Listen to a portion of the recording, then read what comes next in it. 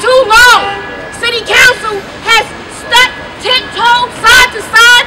Well, we can't push that politics. That's too much left. That's not enough right. Human life deserves value. Yes. Human life deserves dignity. Yes. It does not matter what political party you are a part of. Accountability is key. And speaking of boroughs filling up DOC, I next want you to hear from our Brooklyn Borough President, Antonio Reynoso. I'm sorry. Brooklyn in the house.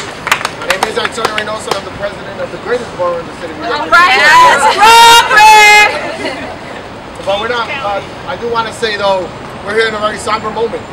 And what we're seeing here is that in this city, when someone is arrested and charged, not convicted, but arrested and charged, that it could mean a death sentence. And that your life is expendable. That's what we're talking about here. That it might make more sense for you to get charged for a crime that you might have not committed and move to county to state jail than to stay at Rikers Island to die. That the outcomes of this city have gotten so bad in our jail system that it's a death sentence should you get charged for a crime. You're innocent until proven guilty. You're simply detained. And what we're saying is that that is a death sentence in the city of New York. Yes. That your life is expendable. And we've gotten to the point that if you are in the city's care, in a city's institution, and you die, there will be no accountability at the commissioner level, at the mayoral level. And that this city has lost all apathy.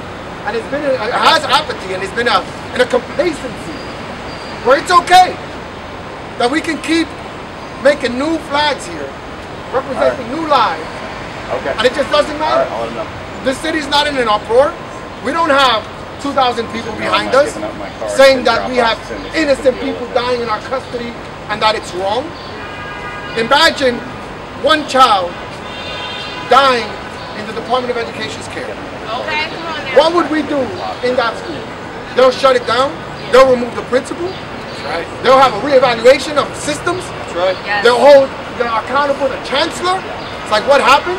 Imagine if 20 people died in 1 year in Prospect Park. The Parks Commissioner will be held to task. They'll have quarantined Prospect Park. No one can go in here. We have to reevaluate what's happening.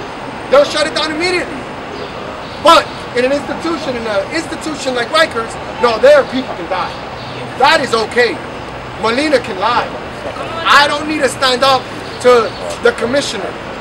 The city of New York and its residents are not putting my feet to the fire on this issue. That is what we're seeing right now. And I'm over it. I'm over thinking that these lives don't matter. They have to matter. And we have to do something about it. And now this mayor wants to extend the lifeline and the lifetime by which Rikers stays open. Instead of looking into fast-tracking contracts and moving forward with the deconstruction of Rikers Island, he says, "Oh, that timeline is not real." But you know what is real? These lives die every single week. And if you don't want to take time to cut 6 months or 1 year or 2 years off of that timeline to save a life, then what are you doing? What are you doing? There's one issue where our mayor has failed, absolutely failed, and letting people die under city's custody. It wouldn't happen anywhere else but here.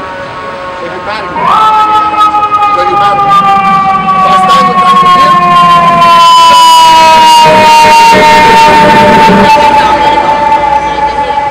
What I want to say very clear, yes. What we need is to close Rikers today. Come on, right. Say it again. Right now. Shut it down.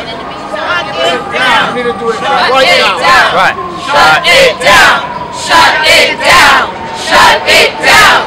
Shut it down! Shut it down! Shut it down! They talk about the lack of mental health services that exist in the city. Yes, treatment, not jail. What do you say over his head? What we have here is it's very clear that the majority of the people in Rikers Island just need mental health support. That's right. Yes. What the majority of the people in Rikers Island need is a dignified housing. Come on, yes. you better speak on There's it. two things that divert people from jails: quality housing and good jobs.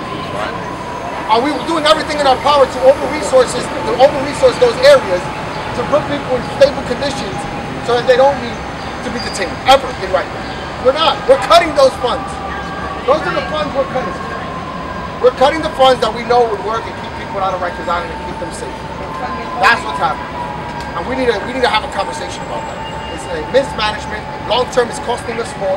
So to all the residents of the city of New York that are upset about the need for cuts because migrants are coming in, we're treading water across the board. We're reactive. We're not proactive. Spending a little money right now on dignified housing and mental health services will save us millions, billions in 5 and 10 years. But they don't care about that. And it's about time people just wake up and not allow this to happen. I'm going to cut short because I'm very frustrated. That's why I've been talking for so long. The frustration is just not picked up. We just got to stop this.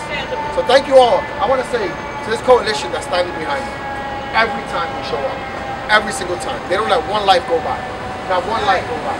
That's the type of humanity that we want to see in City Hall. Yes. That they show up every single time because they know how important this is. So thank you all for the great work that you're doing. When people's lives are at stake, decarcerate, decarcerate. When people's lives are at stake, decarcerate, decarcerate.